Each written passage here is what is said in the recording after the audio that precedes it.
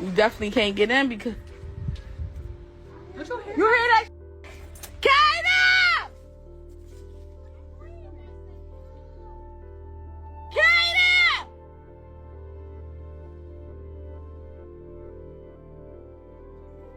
That shit just made me cry. That's my heart. You heard her scream, right?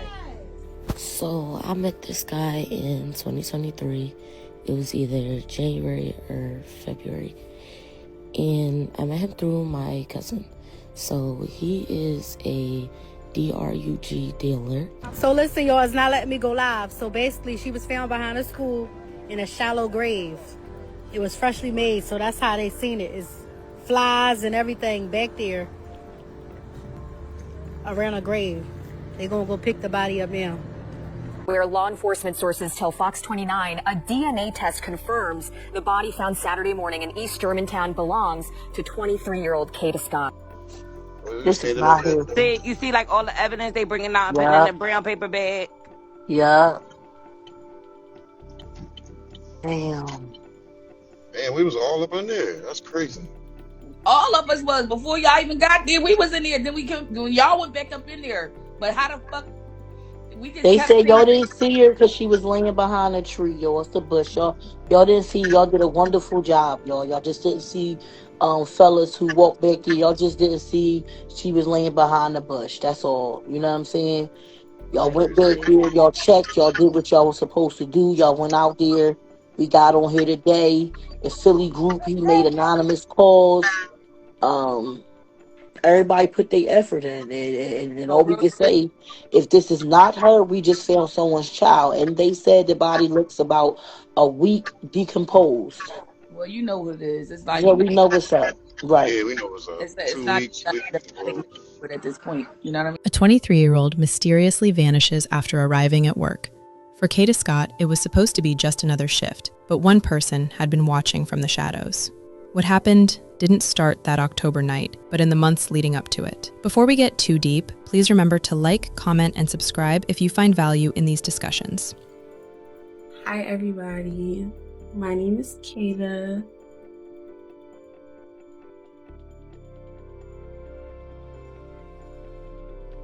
ID, what's up? We gotta go to the club.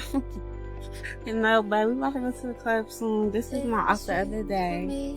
Cute little bow bag, wet t-shirt, black shorts, black heels, jewelry.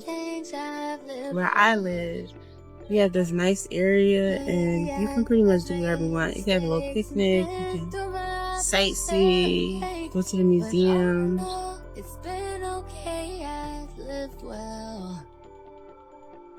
You know, like that home.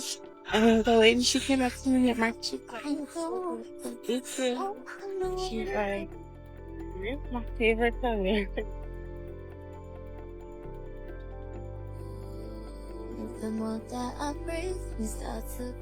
Kada Scott was 23 years old, Penn State graduate, and someone who refused to let life slow her down.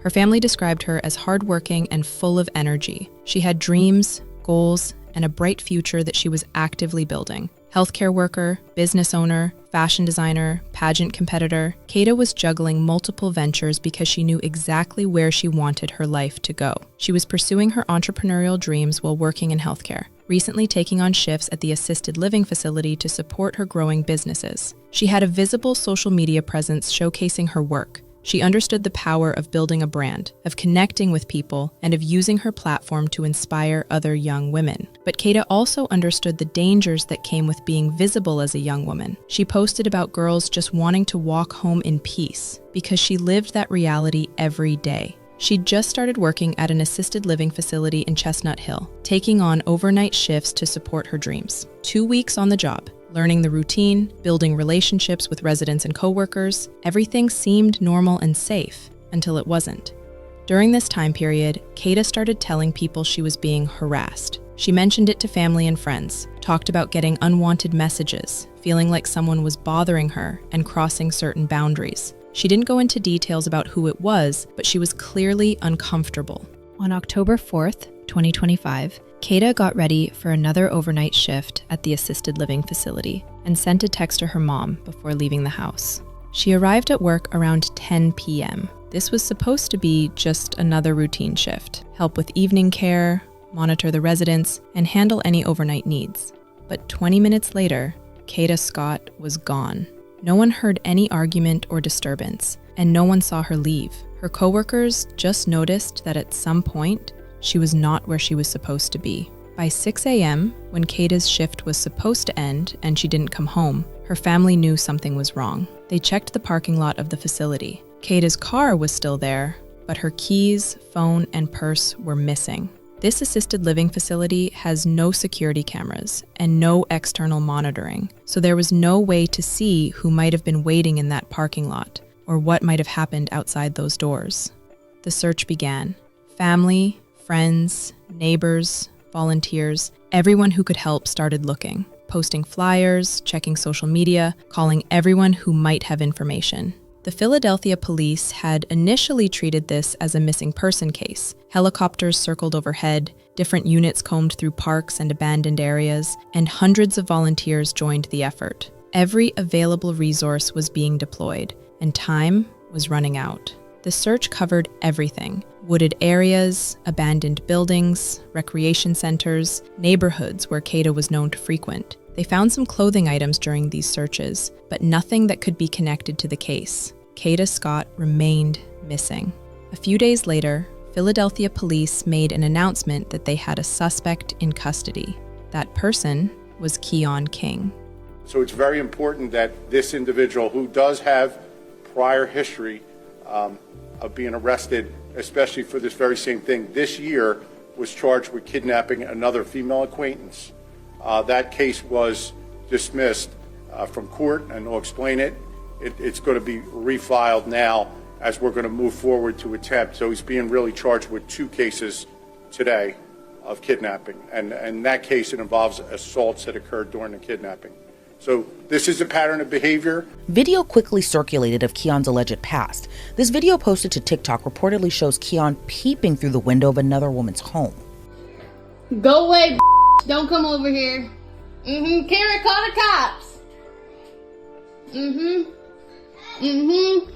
Call the... It's all these kids in here. Call the cops, you dumb.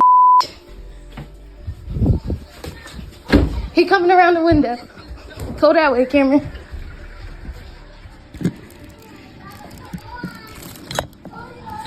Yeah, go away, bye. Go away, bye. Yep, bye. Bye. Keon out here.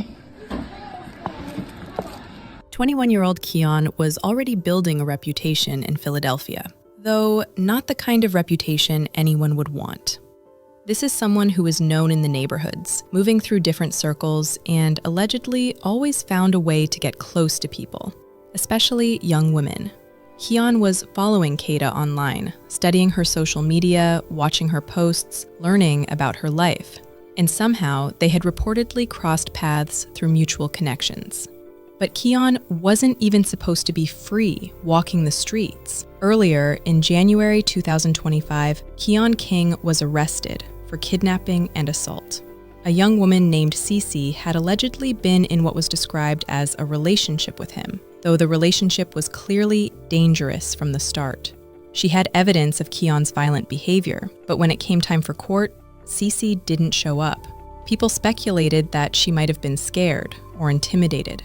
Whatever the reason, the case got dismissed, the charges were dropped, and Keon was free. So by October 2025, Keon King was already following Kada online and sending her harassing messages. Hi, my name is Gabby, and I'm going to be discussing some of the misinformations that are going around in the internet regarding me and the Kada Scott situation. So if you are unaware, Kada Scott is a girl that went missing in Philadelphia on October 4th.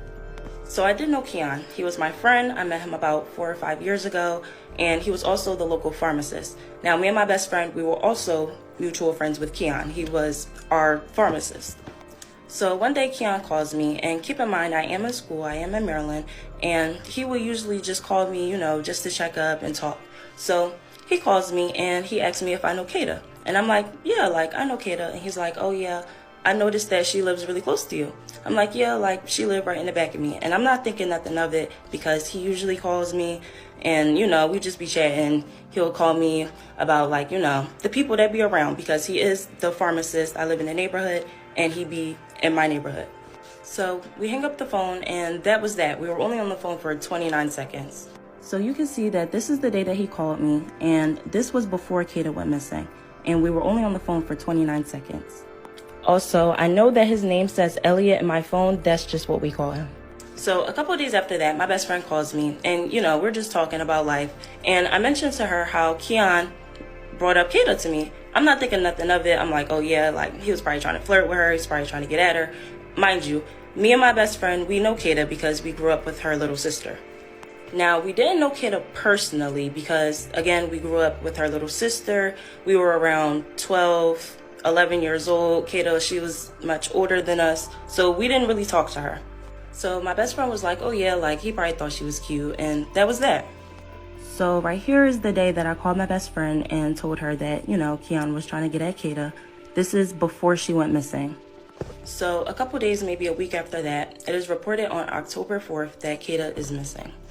So keep in mind, I am in Maryland, so I'm not really into all the Philadelphia news that be going on. So I'm not knowing that Kada is missing until my best friend sends me a text and says that Kada is missing. So this is the day that my best friend tells me that Kada is missing on October 9th. So I'm in my friend's dorm and I call Keon, and it's a lot of music and a lot going on in the background. So I go somewhere that's quiet and I tell him, Keon, Kada is missing. Like, that girl, she's missing. So he was like, what? And then after that, the phone just hung up. So here you can see that I called Keon and we were on the phone for 2 minutes.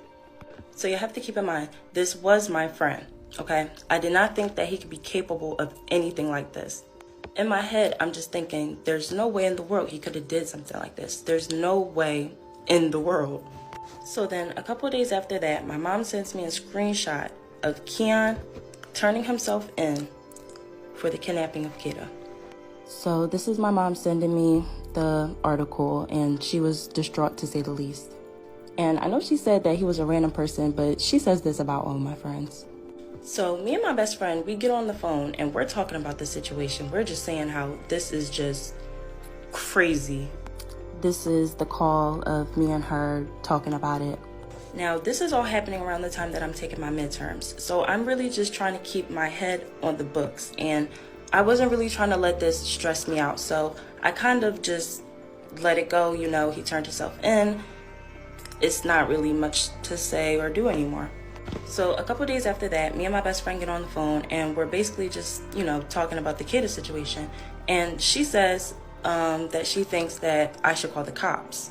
So she was basically saying that she thinks that I should call the cops and tell them that Keon was, asking about Kada. Now, at the time in my head, I'm thinking that there was no reason to call the cops. He already turned himself in, and I felt like it would be kind of a waste of time to tell them that the guy that they already have in custody, called me and was asking about the girl. And me personally, I'm not a cop caller. Like, I don't call the cops. That's just the way that I grew up. That's what I was around. They will always tell me, you don't call the cops. So I just felt like, the information that I had and the fact that, I'm just not really a cop caller, it wouldn't make sense for me to call the cops. So then my best friend tells me, well, if you won't call the cops and tell them, then I will. And then she basically tells me that she doesn't want to be friends with me anymore because I won't call the cops. And I told her, that's completely fine. I just don't want any involvement. So then we hung up the phone, and then I believe she called me again with the police on the other line. So you can see, I told her, I'm sorry, I'm not talking to the cops. And yeah. Now, I can't see how this could be cruel, and I do take accountability for that.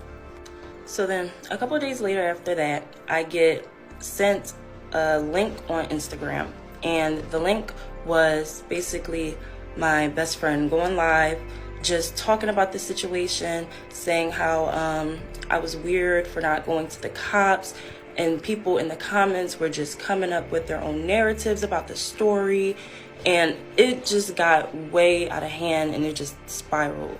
So you can see somebody sent me the link of the live, and still to this day, I have not watched the full entire live.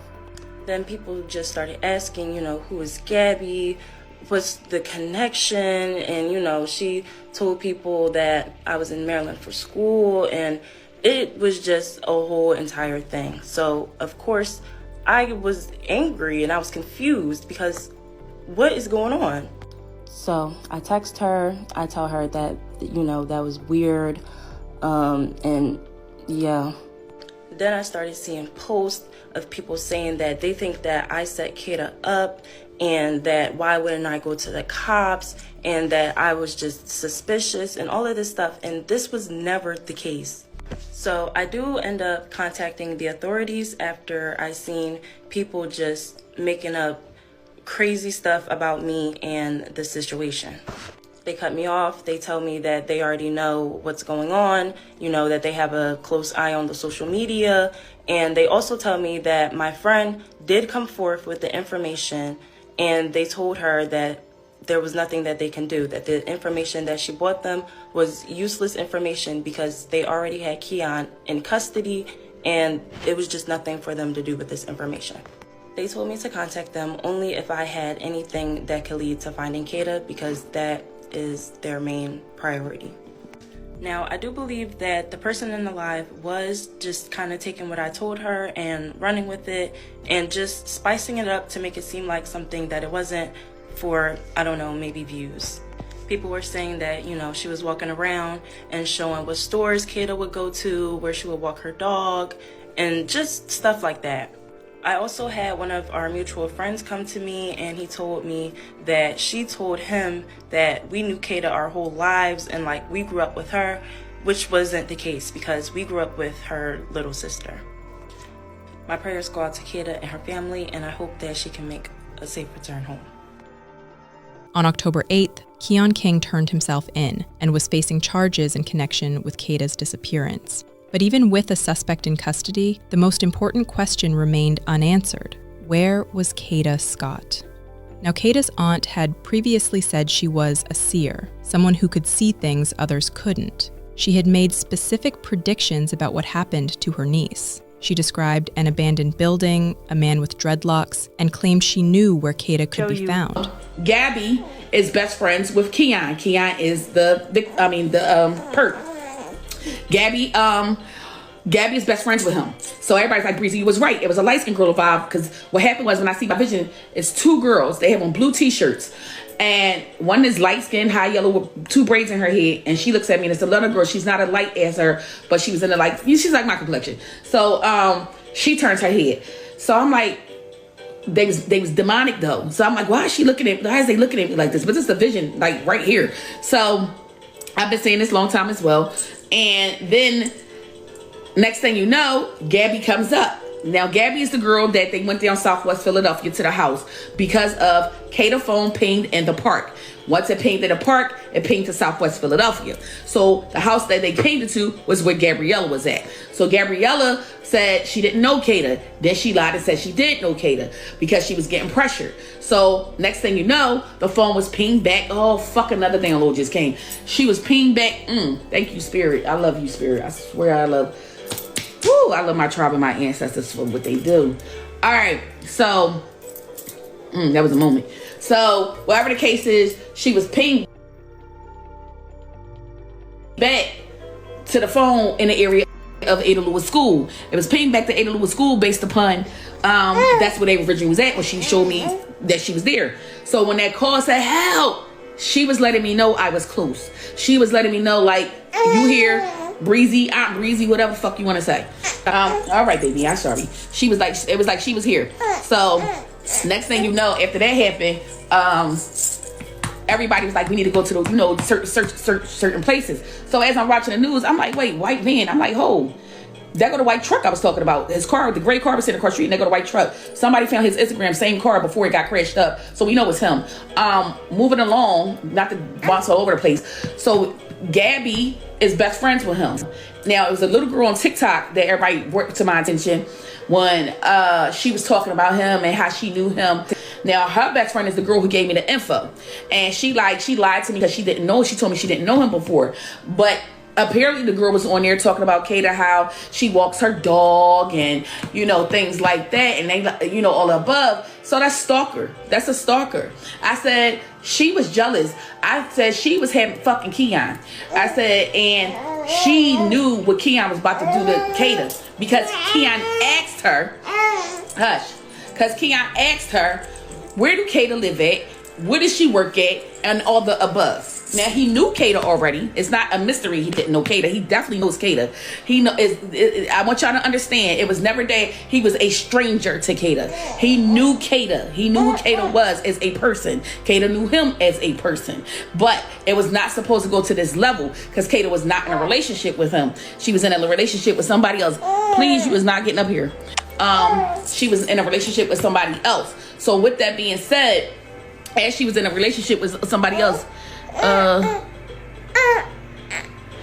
she was in a relationship with somebody else, let me give you the downloads because I don't want to be all over the place in my downloads. That's what they do.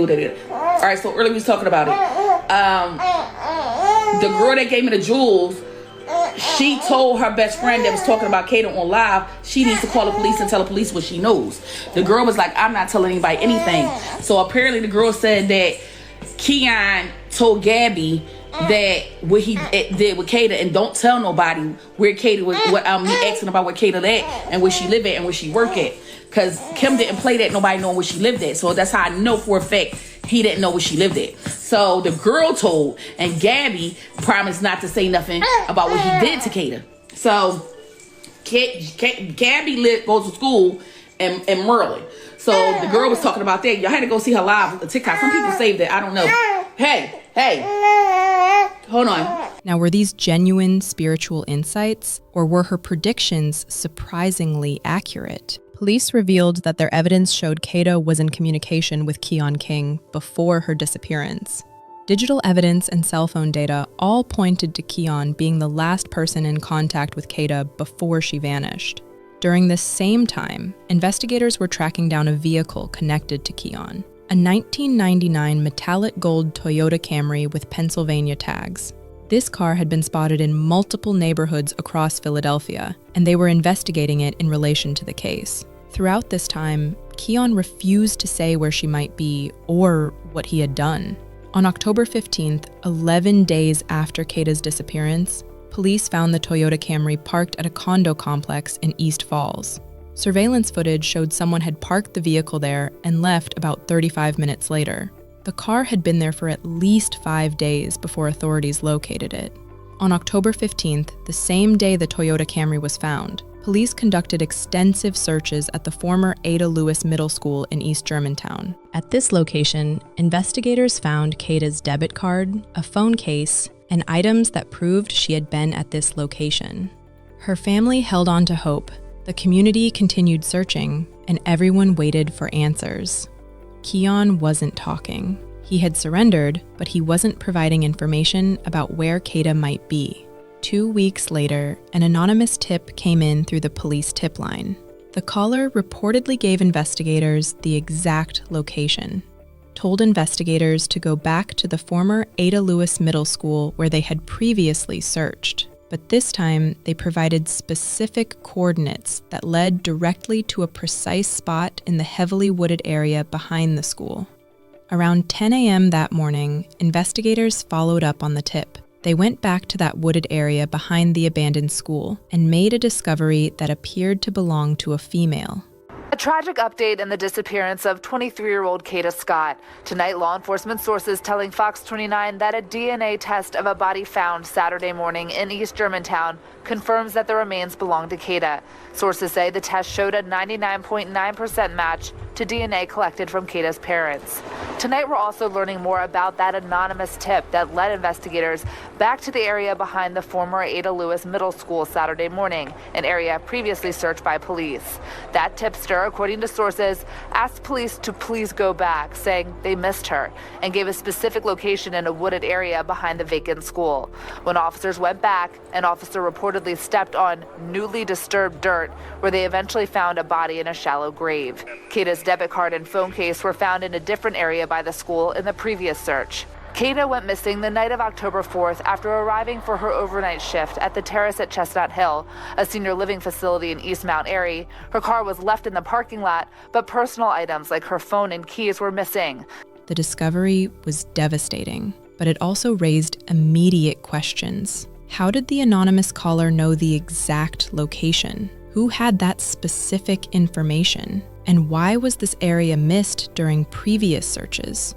On October 19th, medical testing quickly confirmed that it was Kada Scott. It was a 99.9% match to DNA samples collected from her parents. After 2 weeks of uncertainty, the family finally had their answer, but it was the answer no one wanted. Police stated that the discovery appeared to have been at the location for only a few days, yet Kada had been missing for 14 days. This timeline discrepancy raised questions about what exactly happened during those 2 weeks and whether her body had been moved to this location. Based on surveillance footage and digital evidence, investigators believed Kada lost her life within 20 to 30 minutes of leaving that nursing home. On October 21st, District Attorney Larry Krasner announced additional charges against Keon King, who was already being held on $2.5 million bail. Keon was now facing additional charges of arson, conspiracy, and tampering with evidence. Investigators had uncovered evidence of a stolen vehicle that played a central role in this case. On October 3rd, the day before Kada disappeared, a 2008 black Hyundai Accent was reported stolen from East Mount Airy. Surveillance cameras at the Aubrey Recreation Center, located next to the Ada Lewis Middle School, showed this stolen vehicle arriving around 10:30 p.m. on October 4th, the same night Kada vanished. The stolen Hyundai stayed at the recreation center for about a day and a half, but then, on October 7th, around 3 a.m., Philadelphia police responded to reports of a vehicle fire in an alleyway. The burned car was the same stolen Hyundai Accent, and it had been intentionally destroyed. The vehicle was compacted, making analysis impossible. Cell phone data placed Keon King at all of these locations. His phone was detected at the recreation center when the Hyundai was there, and at the location where the vehicle was burned. The digital evidence was building a timeline that painted a clear picture of alleged premeditation and cover-up. But investigators also believed Keon wasn't acting alone. The Toyota Camry that had been found at his mother's condo complex was also captured on surveillance video at the recreation center during the same time period as the stolen Hyundai. Also, this same Toyota Camry had been listed for sale on Facebook Marketplace approximately 3 weeks before Kada's disappearance, suggesting Keon may have been planning to get rid of evidence even before the crime occurred. The surveillance footage suggested coordination, planning, and possibly multiple people involved in what happened to Kada. The question of accomplices brought renewed attention to the Gabby controversy. People started connecting the dots between her and Keon, and Kada's aunt, Bree, who had been making predictions about the case, also pointed fingers at Gabby. But Gabby maintained her innocence, saying she was just an innocent friend caught in a tragic situation. The truth about her level of involvement, if any, remains unclear as investigators continue to piece together what happened. Meanwhile, the discovery also brought attention to Cece, the young woman who had previously accused Keon of serious charges. Her case, which had been dismissed when she failed to appear in court, was now being refiled. This brought intense criticism toward District Attorney Larry Krasner's office for initially dropping Cece's case, with people arguing that if Keon had been behind bars, Kada would still be alive. On October 20th, a vigil was held at the former Ada Lewis Middle School. Hundreds of people gathered to remember Kada, to support her family, and to demand justice. Flowers, teddy bears, balloons, and messages of love covered the area near where Kada was found. People who had never met her came to pay their respects because her story had touched so many lives across Philadelphia and beyond. Shadows light what is now a very dark spot in this community. They were left behind by many who attended a vigil tonight to remember Kada Scott. Say her name! Kada Scott! People packed the front of Ada Lewis Middle School this evening. Also, God, that we can trust that you, in fact, are moving in ways that we can't even see. Many are leaning on their faith to help cope with the loss of 23-year-old Kada Scott. Great is thy faithfulness. DNA results confirmed that Kada's body was found over the weekend, buried behind this closed-down school. And even though this is the worst thing that we could have possibly hoped for, we were able to get out there. So that's what we're most grateful for. Kada's Aunt Donna, who did not want to use her last name, spoke on behalf of the family. I just want to thank each and every one of you for your prayers, for being a community, for holding us up. She remembers her niece for her infectious smile and kindness. She was kind, she was shy, she was charismatic, she was life. Donna, who is also a member of PAN, the Philadelphia Anti-Violence, Anti-Drug Network, was surrounded by her PAN family as she spoke. Remember what she lived for. That's it. Just remember who she is. State Rep Andre Carroll organized the vigil. You guys are the reason why the world now knows Kada Scott. He recalls meeting Kada over the summer when she was competing for Miss USA. He says she was excited to do so much. My office had been working with her. My chief of staff and Kada had texts over the summertime to try to land her in an internship in government. Community groups like Men Who Care of Germantown say they came tonight to support the family, which is now asking for privacy. Let them grieve and let the community step up and be a support to them, whatever they might need. The investigation continues as prosecutors prepare for what would likely be a complex trial involving multiple charges, digital evidence, and potential testimony about what really happened. What if Keon King had never been released? What if Cece had felt safe enough to testify? If any of those things had happened differently, would Kada Scott still be alive today? I hope these stories help you recognize warning signs and encourage you to seek help or offer support before it's too late. I'll see you in the next episode of Crime of Passion. Thank you for watching.